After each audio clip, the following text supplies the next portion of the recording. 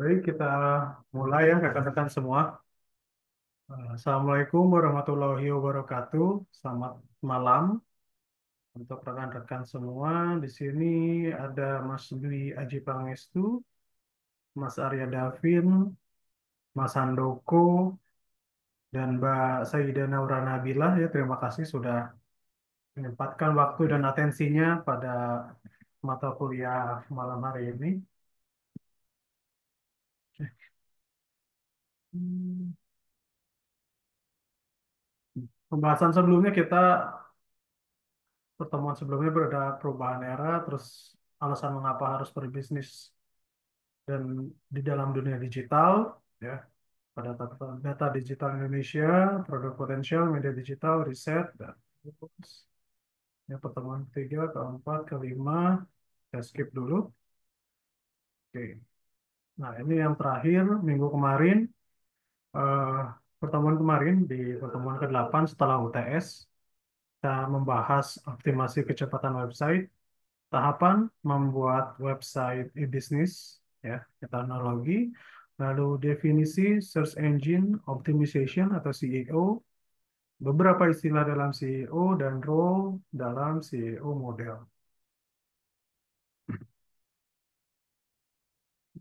Temuan kali ini ya di dalam optimasi kecepatan website ya. Daftar pentingnya optimasi kecepatan website dalam website e-business yang akan kita bangun atau dari entrepreneur yang akan dibangun. Hasil riset dari Google menunjukkan bahwa hampir 50% user akan meninggalkan website yang memiliki load speed lebih dari 3 detik karena mereka berharap website komersial dapat menyediakan produk yang mereka inginkan dalam 2 detik.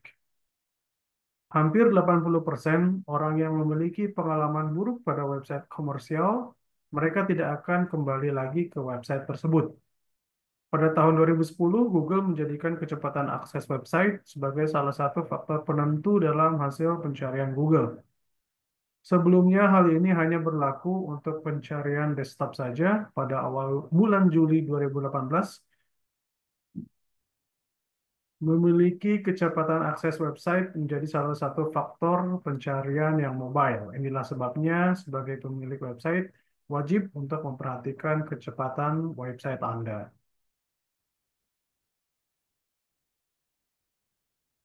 Mengapa Google PageSpeed Insight?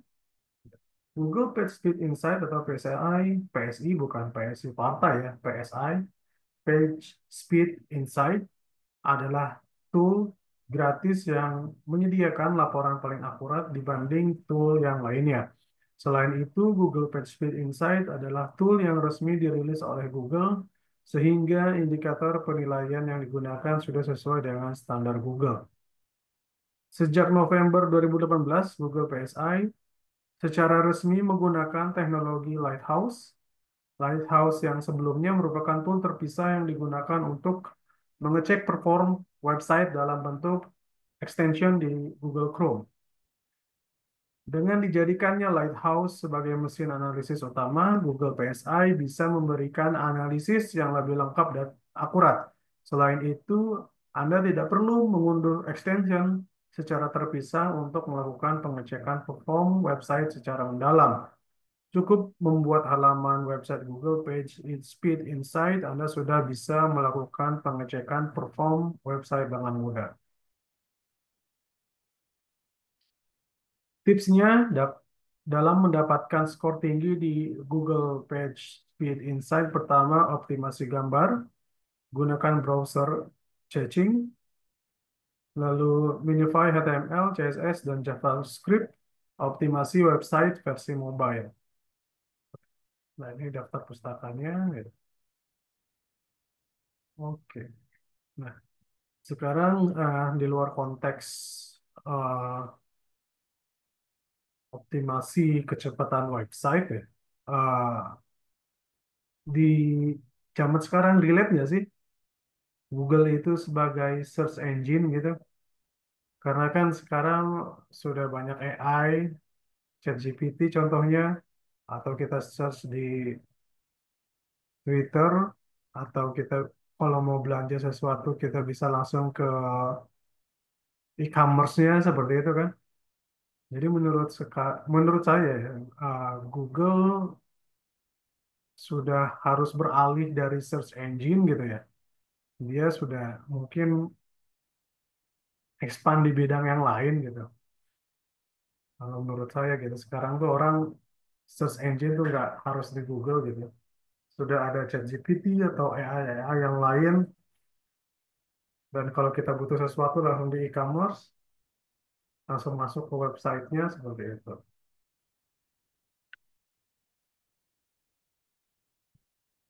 Oh siap, Pak Mas Dani Abdul Wajid dalam perjalanan hati-hati di jalan Mas.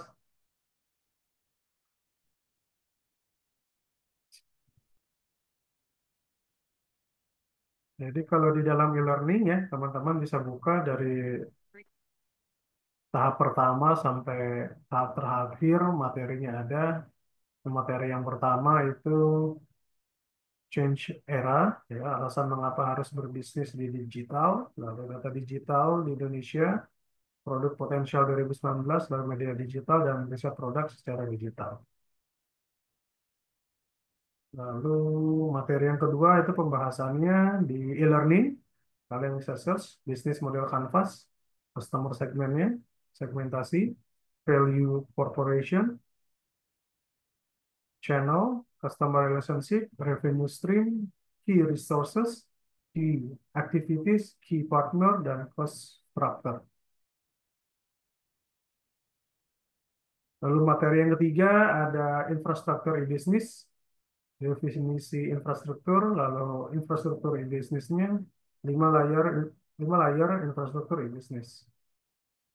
Pertemuan keempat di dalam e-learning, e-business teknologi itu menerangkan konsep dan membangun e-commerce, kota pilar e-commerce-nya, timeline pengerjaan e-commerce, komposisi biaya dalam pembuatan e-commerce, website system development life cycle, proses bisnis e-commerce, platform e-commerce, dan 4 fungsi dan fitur platform dari e-commerce. Yang kedelapan, strategi memilih platform e-commerce. Pertemuan kelima, di dalam e-learning, pemaparan tentang web usability dalam membangun e-commerce, definisi web usability, standar kebutuhan website, konten dan tata letak di dalam website, navigasi dan tata letak di dalam website.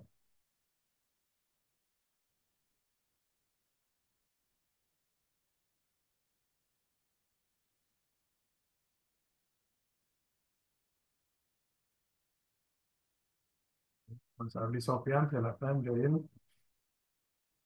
Bergabung. Nah, lalu di learning minggu ke-6, materi ke-6, yaitu dalam bisnis teknologi,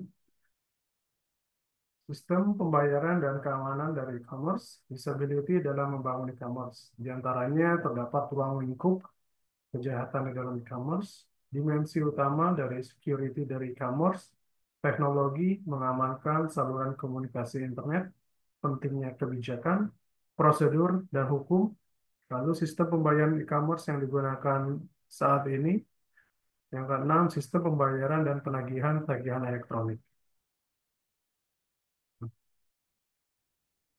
Kalian masih simpan uang cash atau semua sudah serba QRIS? Kalau boleh tahu, buat teman-teman semua nih. Mas Abi Sopyan, Mas Arya Davin, Mas Dwi Aji, Mas Lusma, Mbak Saida, dan Mas Handoko Dani yang tadi di perjalanan. Kalian masih simpan uang cash sedikit atau sudah full QRIS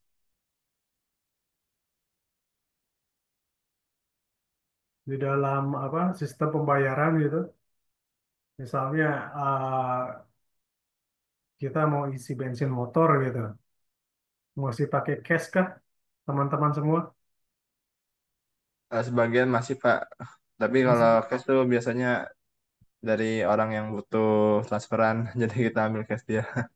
Oh, iya iya. Saya juga masih beberapa sih simpan uang cash ya. minimalnya 50.000 gitu kan buat jaga-jaga.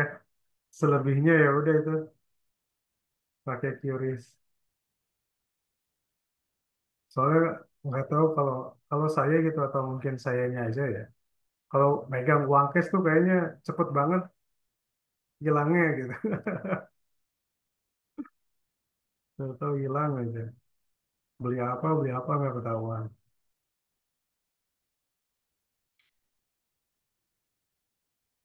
Kalau di dalam e-commerce teman-teman biasanya pembayarannya pakai apa?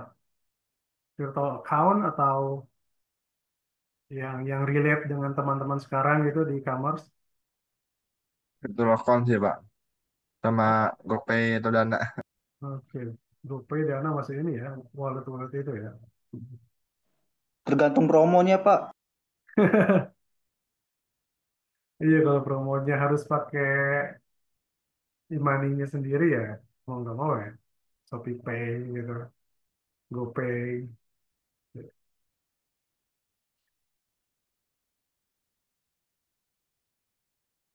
Yang saya kan tinggal di daerah Kelapa Dua ya, Sumarekon, Gading Serpong gitu. Di sana tuh masih masih relate gitu orang yang beli pulsa tuh di counter HP gitu kan. Itu tuh masih belum terkikis gitu kan. Masih ada segmentasi pasarnya gitu. Jadi walaupun apa di tengah kota gitu, cuma ya masih masih ada gitu orang-orang yang eh, belanja pulsa atau token listrik atau paket data ke counter handphone gitu kan, nggak di e-commerce-nya atau di mobile banking-nya seperti itu. Di tempat kalian masih banyak counter-counter HP yang jualan pulsa, paket data, token listrik gitu, masih ada. Bisnis kayak gitu long last gitu maksud saya. Walaupun perkembangan zaman yang sudah semakin maju gitu.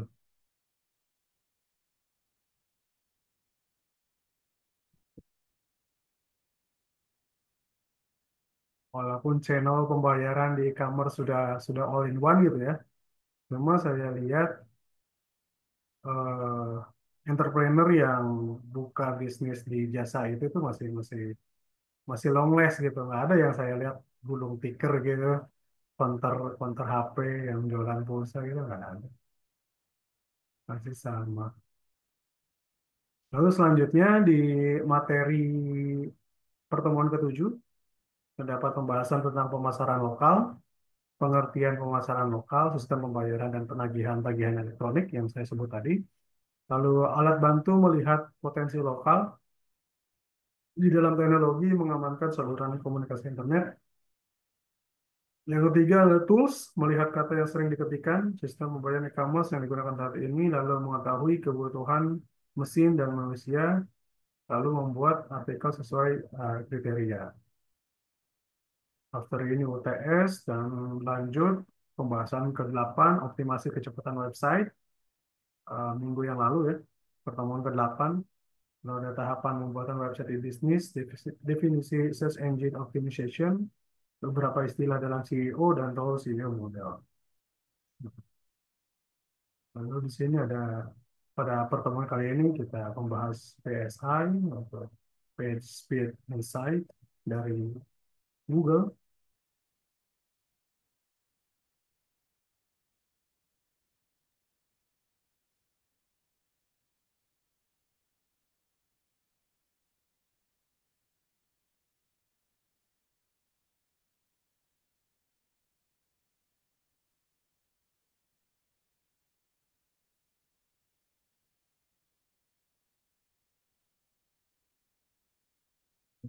Teman-teman, gimana UTS-nya sudah disubmit semua ya? Aman kan? Aman Pak. Ya, alhamdulillah. Tinggal fokus di UTS-UTS yang lain.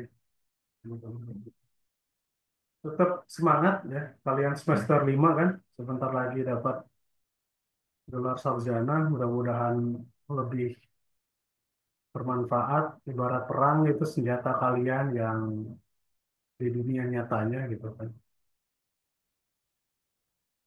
Eh, Walaupun kalian punya skill, punya pengalaman panjang, ya didukung dengan gelar S1 ya mudah-mudahan itu menambah amunisi kalian gitu kan buat kompetisi yang benar-benar di dunia nyata, di dunia pekerjaan gitu ya. Harapannya sih ya. Mungkin itu aja dari saya ya. Selebihnya mohon maaf. Saya pamit untuk diri. Wassalamualaikum warahmatullahi wabarakatuh. Bisa dilihat di e-learning ya untuk materinya. Saya izin pamit semuanya. Terima kasih. Buat teman-teman yang masih di jalan, hati-hati di jalan. Waalaikumsalam. Makasih Pak. Terima kasih semuanya.